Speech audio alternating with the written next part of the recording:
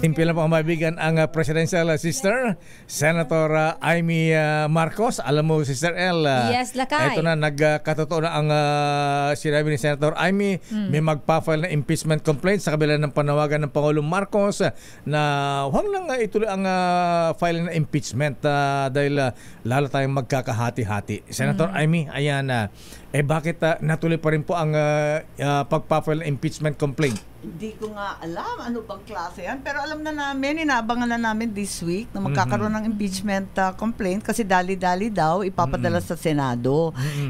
Yun nga, konting respeto naman sa ating Pangulo na nawagan na hindi yan mahalaga at hindi makakatulong. Pero mukhang may sariling utos, may sariling direksyon ng mababang kapulungan. Sana diinin pa ng ating Pangulo dahil nagmumukha silang lahat kasabot dyan. Hindi naman maganda yan. Pati ba naman Pasko, inagaw pa sa atin? Ano kaya ba yan? Nga, dapat give love on Christmas Day na lang. Kaya away nga. Pa. Oo. World peace. Ayan, world peace. Sabi ng mga miss. Pero Senator Amy, ma'am, ayan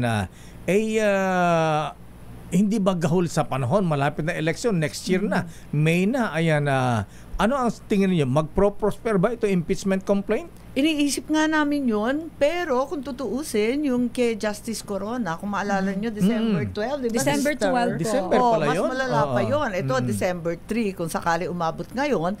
December 12, mahilig sila mag-operate habang recess. Naalala nyo last year, kaya hindi na ako matutulog, Pasko o New Year.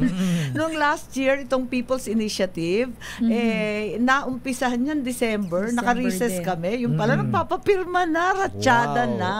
Ano ba yan? Walang ganyan naman. Maraming magagaling at matitibay na congressman. Naku, talaga naman. Huwag kayong pumayag na magamit sa ganitong mga political machinations. Nabanggit niyo, Senator, I mean, ito yung panahon ni dating delayed Chief Justice Renato Corona, December. Ayan, at alam naman natin na tama, ang bilis dahil may kasamang PDAF. Ayan. Aray ko, dahan-dahan sa PDAF. Ay, sorry. Ayan, aray ko, ano yun? 42 million billion. Naku po. 42 billion pala nun? Ewan, nung panahon na yun, ang tagal na nun. Yun lang, nababalitaan namin. At alala ko, doon kay Justice Corona, tatatlo lang ang natirang senador nung umpisa, siyam. Tapos nalagos ng unti-unti. Naku po, ang sagwa talaga noon. Kaya't yun, si Senator Miriam, Senator Joker, at saka si Bongbong, tatlo lang sila na nanindigan. Kaya eto nga, sana. Si President BBM pala ang senador noon. Oo, last 3 men standing sila noon. Naku po. So, paano yan? Sinasabi, gahol ang panahon.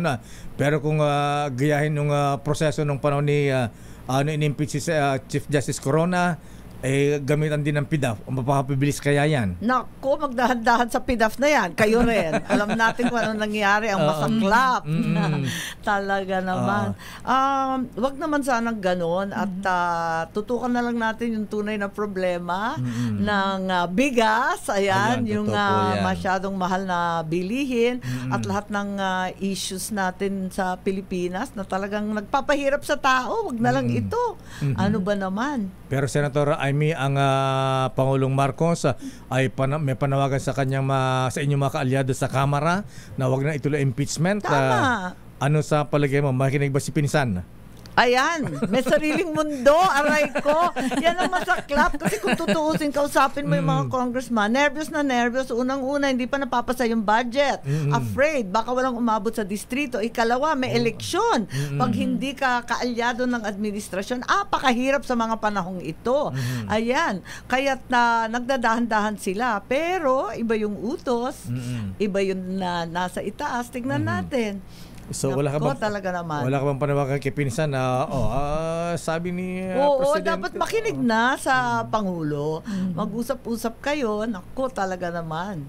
So Ano apela mo kay pinsan speaker? Ay, hindi naman makikinig Ah, di yun. Sikat yun eh. Ganun ba yun? Alang-alang sa bansa at Tama, alang-alang sa bansa. Yan na lamang ang isipin natin. Isang tabi muna ang mga hinanakit, ang galit, ang ambisyon. Ay, talaga, itabi muna lahat yan. At ang layo-layo pa ng 2028. Totoo po Sabi yan. nga, it's a political lifetime away. Ba't nagmamadali? Ayan, pero sa tingin nyo, magpo-prosper ba ito o hindi? Nako, ngayon, panatag ang kalooban ko na walang boto sa Senado. Pero, kinakabahan ako lagi. At matindi parate kapag menin na isiniipit ng administrasyon, di ko na maintindihan.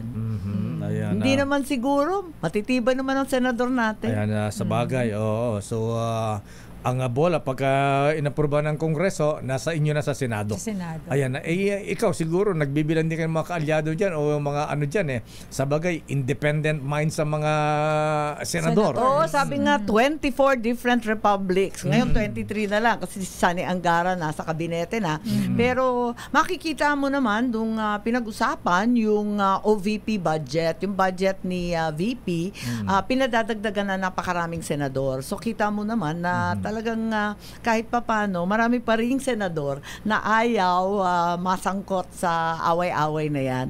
At gusto nga nilang dagdagan yung kay VP Sara na budget. Kasi marami naman siyang social benefits, marami siyang opisina sa iba't ibang mga lalawigan na talagang tumutulong sa tao. Nakakausap mo ba si Vice President Sara, Senator Amy? Lately hindi na kasi abala siya dun sa kanyang anak medyo na-stress pati yung bata. Grabe naman talaga itong buhay na to. Ganun ba? Pati mga anak naapektuhan na.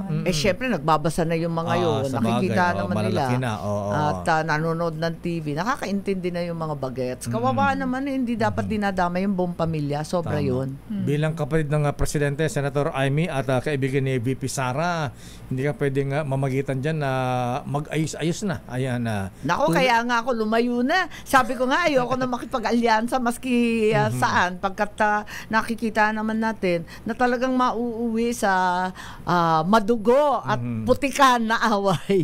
Kaya eto nga, sabi ko magtrabaho na lang tayo at yun ang panawagan ko sa lahat. Pwede ba? Pero yung mamagitan, ako, sa kanila na yan, pinagdadasal ko na lamang. Sabi ni VP Sara, umabot na sa sukdulan, there is no more turning back ba yung sinabi niya? Ayan na. Malalim na ba talaga ang sugat at mahirap na ba itong maayos, Senator Amy? Ewan ko, sabi nga ng Pangulo, di ba? Sabi ni Pangulong Bongbong, never say never. Never say never. Ayan, Hindi ko alam, hindi ko talaga alam. Tignan natin. Yun. Ako'y magtatrabaho na lang. Bahala na, sabay dasal. Magtitirik ng kandila sa Badok, Ilocos Norte, La Virgen Milagrosa. Umaasa ako, may himala. Wow. Sumama mo na rin sa Manawag. Correct! Habang mapunta na rin doon, Manawag. Lahat ng pwedeng pagdasalan. Ayan, para peace on earth. Peace on earth. Ayan. Oo Peace nga, on our country. Bakit walang Christmas spirit? Isipin Oo mo, nga, Pasko aagawin. Saklap naman ang buhay natin. Ayan. Anyway, Apo, Senadora, Diyos na ginaapo. Ayan, baka gusto mong batiin yung ating mga kabayan. Yes! Ayan, Naragsa ka pa ng Pasko. Sana lahat ay masaya sa Paskong ito. At manahimik muna, isang tabi muna ang politika, eleksyon, at madugong away-away. Ayan. So, thank you very much. Thank you very much, Apo. Diyos Pero na ako'y gina- kinakabahan. Bakit? Mamaya dumating na sa Senado yan. Kakalampagin na kami ng bonggang-bongga. Ayoko Ganun ng ba ganyan. yan? Oh. Sabi, 24 republics yan 23 na lang ngayon. 23 na lang ba? O nga pala, wala si Senator Sani Angara. Yes, Oo. kailangan niya ng 2/3 vote yan Ayan, So, kailangan na 16. Ayan. Ayun. Pero at least ang presidente naman ayon na impeachment. So siguro hindi katulad ng panahon ni Corona, walang PDAF. Nababaha. Sana! Ewan ko. Tignan natin. Nakatenga pa rin ang budget hindi pa tapos. Yung nga So, yun ayan na nga. Yun nga ang abala nga ako dyan kasi inaasahan niya ng tao yung 2025. Tapos election budget pa yan. Kaya yun. kailangan, dami talaga nag-aabang. Unahin mo na yung budget bago yung mga ganyan Oo gulo-gulo. naman! Oo, ang sikmura muna, bituka muna, unahin ng tiyan. Bisinti Please. Chan. Ayan. Anyway, Senator, maraming salamat Diyos na ginapo. Thank Narag sa you, nga Paskwa. thank you. Ken naimbag nga baro nga Naimbag tawen. Paskwa. Ayan. Ken naimbag nga baro nga tawen. Ayan, Thank you, sister. thank you. Bye-bye. Ayan, no. Nakisingit. Kaibigan, Presidential Sister, Senator Amy Marcos.